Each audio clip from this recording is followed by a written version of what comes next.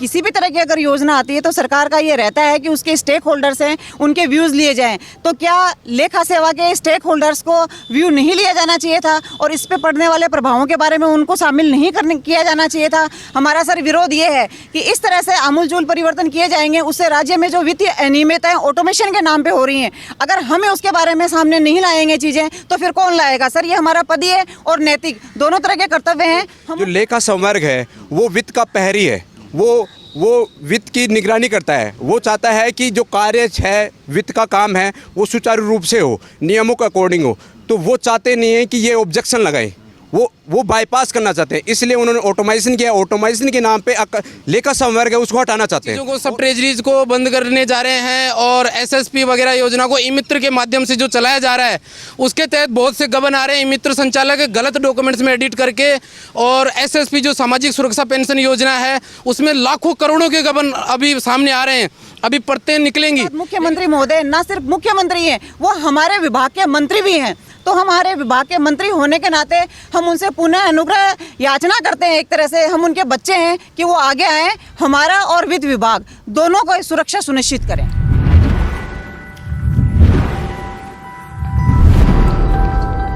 हमारी मांगे पूरी करो, हमारी मांगे पूरी करो। राजस्थान अकाउंट एसोसिएशन जिंदाबाद, जिंदाबाद एसोसिएशन। नमस्कार, मैं प्रवीण जाखड़ विधायक.com में आपका बहुत बहुत स्वागत करता हूं। आज हमारे साथ यहां पर हैं राजस्थान अकाउंट एसोसिएशन के पदाधिकारी हैं, सारे लोग आए हैं।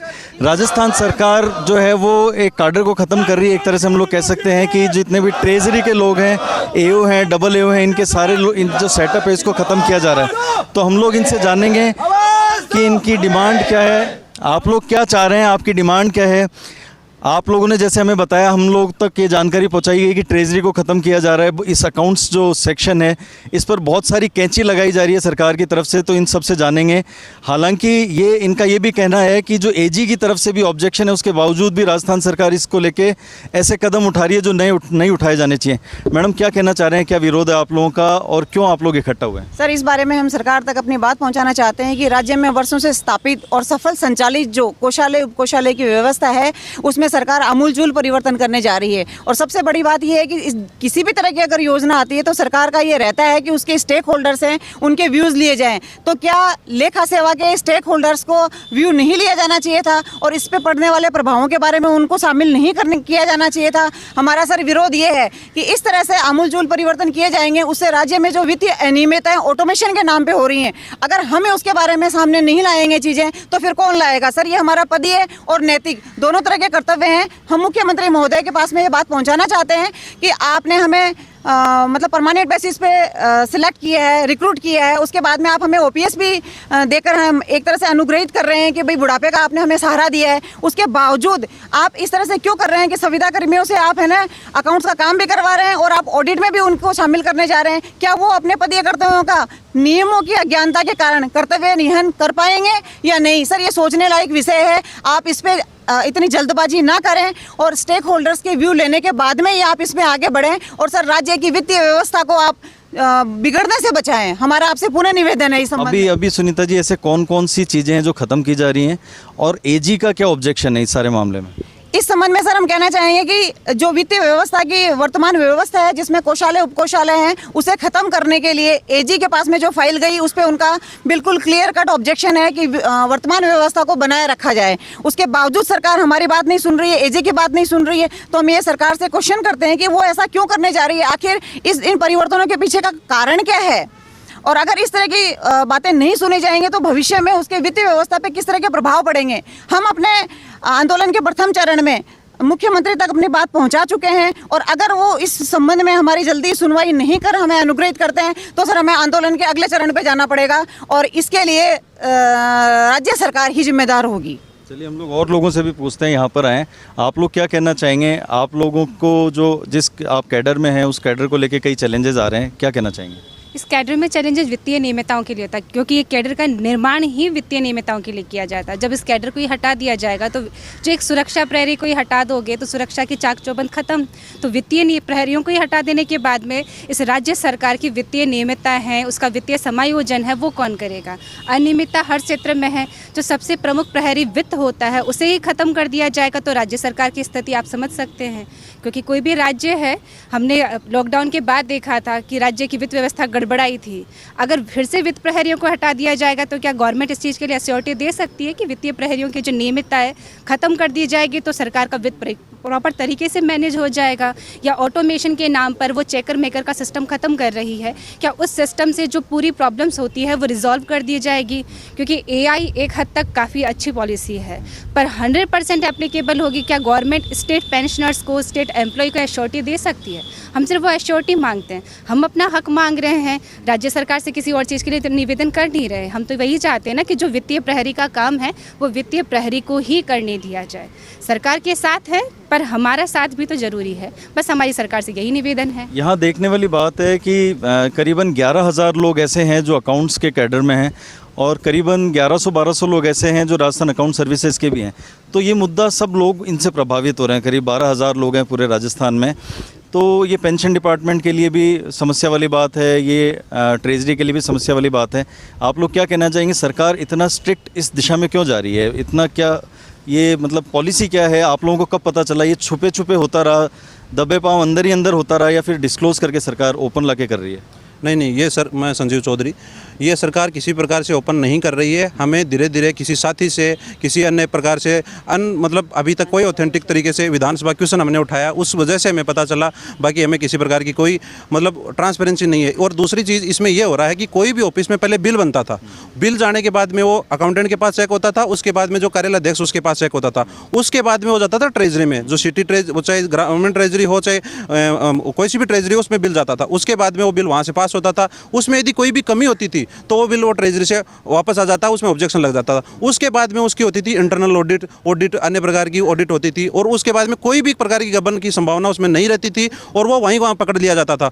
आज के सिस्टम में क्या कर दिया, ओटीपी सिस्टम ला दिया, यानी अधिकारी को नहीं पता हो रहा है कि क्या बिल बन रहा है, क्या नहीं बन रहा है। बिल बन रहा है, ट्रेजरी जा रहा है, ट्रेजरी से पास हो रहा है, उसका कोई प्रिंट आउट नहीं। उसके बाद में सरकार एक नई चीज़ और ला रही है जो बहुत ज़्यादा अनियमितता को उसमें योगदान दे रही है कि आप अपन ऑडिट जो सिस्टम थी उसको ही बंद करने पर सरकार तुली हुई है। यानी ऑडिट कोई थर्ड पार्टी करेगी। हम डिपार्टमेंट में हमें अकाउंटेंट को लिया है, हम सैलरीज ले रहे हैं, हमें तो ना हम ऑडिट कर रहे हैं, हमारे डिपार्टमेंट को हम ज़्यादा जानते हैं। एक थर्ड पार्टी हमारी ऑडिट करेगा, वो कैसे पकड़ लेगा हमारी चीज़ों को? कैसे मतलब अनियमितता होगी? दूसरी चीज़ अपन सब ट्रेजरी बंद करने की बात आ रही है। स्थानीय स्तर पे जो भी समस्या थी, वो भी जितने भी छोटी छोटी ऑफिसें थी उनका वहीं प्रॉब्लम सोल्यूशन हो रही थी सब ट्रेजरी से, और जो पेंशनर थे उनकी भी वहीं की भी समस्या सोल्यूशन हो रही थी। आज पेंशनर भी भाग भाग के जयपुर आएंगे। सब ट्रेजरी बंद करने का मतलब कोई भी तुक नहीं है सरकार का। सब ट्रेजरी एक ऐसा ऑफिस है जहाँ पे स्थानीय लेवल पे मतलब आजकल सरकार क्या कर रही है कि सरलीकरण कर रही है, इसको तो हार्ड किया जा रहा है। मतलब जो पेंशनर है वो बेचारा एक वहाँ पे जाके 60 साल सरकार की नौकरी करे और वो जयपुर धक्के खाएगा। उसके बाद में सब ट्रेजरी बंद होने के बाद में सब ट्रेजरी का जो मुद्दा है ना, वो सरकार जो कर रही है वो बहुत गलत कर रही है कि किसी भी कंडीशन में सब ट्रेजरी का बंद करने का कोई मुद्दा नहीं होना चाहिए। सब ट्रेजरी वहीं की रहनी चाहिए और वित्तीय जो अनियमितता है उनको रोकने के लिए ट्रेजरी का बहुत बड़ा योगदान है। सरकार ट्रेजरी बंद नहीं करनी चाहिए। और ऑडिट डिपार्टमेंट ऐसा है जो अनियमितताओं को पकड़ता है। यदि ऑडिट डिपार्टमेंट को बंद कर दोगे तो अनियमितता पकड़ी कैसे जाएगी? तो हम ये कह रहे हैं कि सरकार, यदि हम इस प्रकार के छोटा सा सरकार के पास मैसेज पहुंचा रहे हैं, यदि इस मैसेज से कुछ भी नहीं होता है तो हम रोड पे उतरेंगे और पूरा जो कर्मचारी संगठन हमारे साथ, टीचर्स भी हैं, डॉक्टर्स भी हैं, और सारा संगठन सब ट्रेजरी और ऑडिट का विरोध कर रहा है, क्योंकि वो भी कहीं ना कहीं इस सिस्टम से जुड़े हुए हैं। इसलिए मेरा यही निवेदन है सरकार से कि इन जो सिस्टम जो नवाचार कर रही है उसके खिलाफ नहीं है, लेकिन नवाचार के साथ साथ ये इतनी ऑटोमेशन मत करो कि अनियमितताएं हो जाए। रोज अखबार में आ रही है कि इतनी अनियमितता हो गई, इतनी अनियमितता हो गई, ओटीपी से ये सिस्टम कर लिया, ये सिस्टम कर लिया। तो ऑडिट और ट्रेजरी बंद नहीं होनी चाहिए। यदि ये सरकार हमारा मानती है तो ठीक है, नहीं तो हम अगला स्टेप हमारा यही होगा कि हम बहुत संघर्ष करेंगे इसके लिए। कहने का मतलब ये है कि अगर ये ऑडिट की व्यवस्था, ये जो ट्रेजरी की व्यवस्था है, पेंशन की व्यवस्था है, अगर इसमें अव्यवस्था होगी तो सारा ढांचा वो है वो उसमें हम लोग कह सकते हैं कि डैमेज होना शुरू हो जाएगा। फाइनेंशियल इश्यूज क्रिएट होंगे, ऑडिट में जो चीज़ें पकड़ी जाती हैं वो पकड़ी नहीं जाएंगी, सरकार को लॉस होंगे।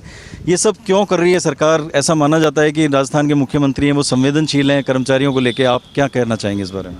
सर निश्चित रूप से सरकार का मानस कर्मचारियों के हित में रहा है, ये हम भी मान रहे थे, अभी तक हम भी यही मान रहे थे सरकार। लेकिन आपके मामले को देख के कहीं नज़र नहीं आ रही है। उसके बाद जो हमारे साथ जो हो रहा है ना, उसके बाद तो ये लग रहा है कि आने वाले टाइम में सारे कर्मचारियों के साथ ये गलत होना है। जो ऑटोमेशन के नाम पे किसी भी चीज़ को आप साइड कर रहे हो, बिलों को आप डायरेक्ट कर रहे हो, बगैर चेक के किसी भी बिल को आप पास कर रहे हो। पेंशन विभाग के बारे में बताना चाहूँगा आपको। पेंशन विभाग के अंदर पहले हर कर्मचारी की सर्विस बुक पेंशन हुआ जाती थी, किसी प्रकार का उसके अंदर कोई भी गलत एरिया लगा हुआ आता है, गलत इंक्रीमेंट होता था, उसकी वहाँ पे चेकआउट होता था और उसकी फिर वसूली होती थी बाकायदा, और पेंशन उस वसूली के बाद बनती थी। अब उन्होंने केवल एलपीसी के आधार पर, लास्ट पेमेंट स्लिप के आधार पर ही पेंशन को ऑटोमेशन कर दिया और पेंशन विभाग लगभग बंद होने के आधार पर है। समस्या ये आएगी ऑटोमेशन नाम पर जो भी कर्मचारी वहाँ पर जो लग के आ गया उसको वेरीफाई कर दिया जाएगा, कोई चेकिंग सिस्टम उसमें रहेगा नहीं। ये सेम ट्रेजरी के बारे में लगभग मेरे साथियों ने सारी चीज़ें बता दी है। उसके अलावा ऑटोमेशन के नाम पे सब कुछ बाईपास किया जा रहा है और इसका नुकसान सरकारी एजेंसियों के साथ साथ प्राइवेट एजेंसियों को भी ज़्यादा इसका फायदा होना है, क्योंकि प्राइवेट एजेंसियों के बिल भी ट्रेजरियों में आते थे, वहाँ पे उन पर ऑब्जेक्शन होते थे, वो रिवर्ट होते थे, वापस जाते थे, तो उन पर प्रॉपर क्योरी होती थी और निश्चित रूप से क्योरी होने के बाद वो एक परफेक्ट बिल जो बन के आया ना वो ही पास होता था। उसके उनको भी आप डायरेक्ट किए जा रहे हो, वहाँ पे कोई ऑब्जेक्शन लगाने का पावर हटा दिया। टीओ के पास ओटीपी आता है, ओटीपी के आधार पे बिल पास हो जाता है। टीओ को हमें टीओ से बहुत से बात हुई है, हमारे कैडर के सारे साथी लगे हुए हैं, तो वहाँ बात पता ही नहीं होता टीओ को। टीओ के पास किसी साथी ने फ़ोन पे पहुँचते ओटीपी और बिल पास, अब उसको ये पता नहीं कि बिल कितने अमाउंट का पास हो गया। इतनी अनियमितताएं सरकार जो कर रही है, निश्चित रूप से वित्तीय पैरी को आप साइड में करके और सारे वित्तियों को आप बाईपास कर रहे हो, फाइनेंस को बाईपास कर रहे हो, जो निश्चित रूप से हर प्रकार से देखा जाए तो गलत है। हम प्राथमिक स्टेज पर हमारी बात पहुंचा रहे हैं, अगर भविष्य में हमारी बात नहीं सुनी गई तो हम उग्र आंदोलन की ओर बढ़ेंगे और इसकी जिम्मेदारी पूर्ण रूप से सरकार की होगी।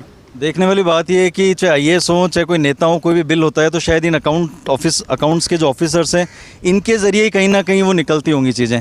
आप लोग सब जब इतनी वित्तीय चीज़ें देखते हैं, फिर आप लोगों को कैसा लग रहा है, क्या लग रहा है कि ये समस्या खड़ी हो रही है, आप लोगों की नौकरी पे भी कल को चीज़ें आएंगी? आप लोग क्या कहना चाह रहे हैं? सर ये एक तरीके से वित्तीय अनियमितता ही होगी, तो इस तरह ये है कि ट्रेजरी सब ट्रेजरी बंद ना करवाई जाए, हम यही चाहते हैं, ताकि जो वित्तीय अनियमितता हो रही है वो ना हो और भविष्य में ये सरकार भी सुरक्षित रहे। उनका पैसा जिस जगह जा रहा है उनको सरकार को पता होना चाहिए, उसका गलत मिसयूज़ ना हो।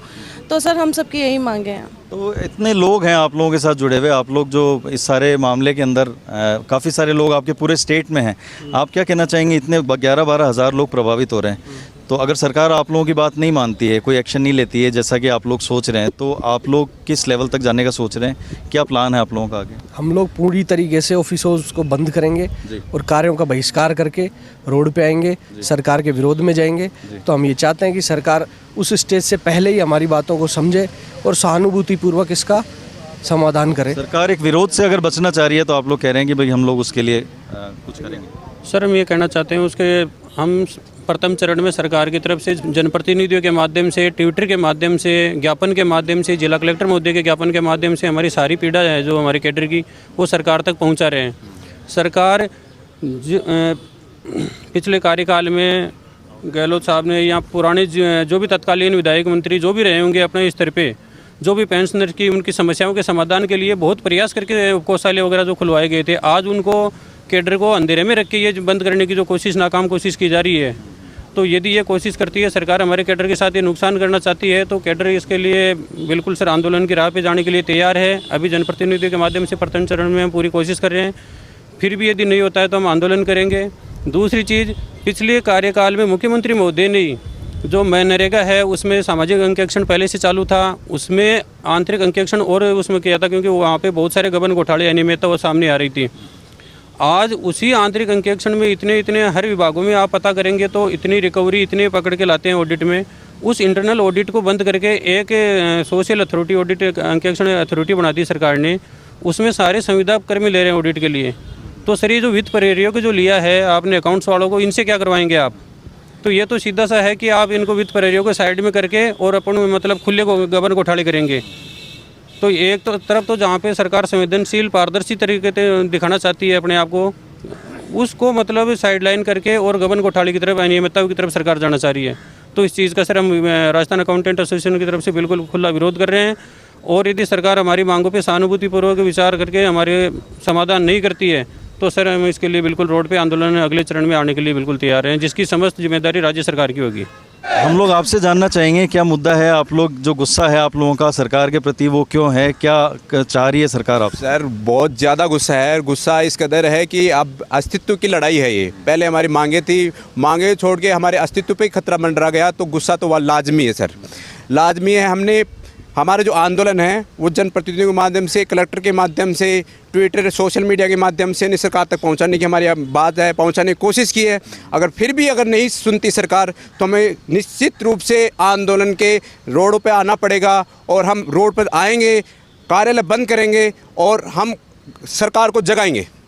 यहाँ पर एक चीज़ हम लोगों को पता चली है कि एजी की तरफ से ऑब्जेक्शन है, सीएजी की तरफ से ये चीज़ आ रही है कि भाई नहीं होनी चाहिए ऑटोमेशन जो हो रहा है, फिर सरकार ये इस दिशा में क्यों बढ़ती जा रही है लगातार और इस पर कुछ ध्यान क्यों नहीं दे रही, जबकि ऑब्जेक्शन बहुत बड़े हैं वो जो आगे के लेवल पे? सर ये तो पता नहीं है ये क्यों चाहते हैं, लेकिन मेरा मानना है कि कुछ लोगों को जो लेखा संवर्ग है वो वित्त का प्रहरी है, वो वित्त की निगरानी करता है। वो चाहता है कि जो कार्य है, वित्त का काम है, वो सुचारू रूप से हो, नियमों के अकॉर्डिंग हो। तो वो चाहते नहीं है कि ये ऑब्जेक्शन लगाएं, वो बाईपास करना चाहते हैं, इसलिए उन्होंने ऑटोमाइजेशन किया। ऑटोमाइजेशन के नाम पे लेखा संवर्ग है उसको हटाना चाहते हैं और उसके खिलाफ हम खड़े हैं। अगर सरकार आप लोगों की बात नहीं मानती है, नहीं सहमत होती है और ऑटोमेशन की तरफ चली जाती है, सीएजी के जो रूल्स या जो ऑब्जेक्शंस आ रहे हैं उनके खिलाफ भी चली जाती है, तो आप लोगों के नेक्स्ट स्टेप्स में क्या तैयारी है? सर राज्य सरकार को इस संबंध में हमने बहुत पहले आगाह किया, कई बार ट्विटर के माध्यम से आंदोलन चलाया, हमने मुख्यमंत्री महोदय के नाम ज्ञापन के कार्यक्रम चलाए, कई सरकार के खुद के कैबिनेट मिनिस्टर तक ने डीओ लेटर माननीय मुख्यमंत्री साहब को लिख के दिया है कि ये जो आप प्रणाली अडॉप्ट कर रहे हैं ये गलत है।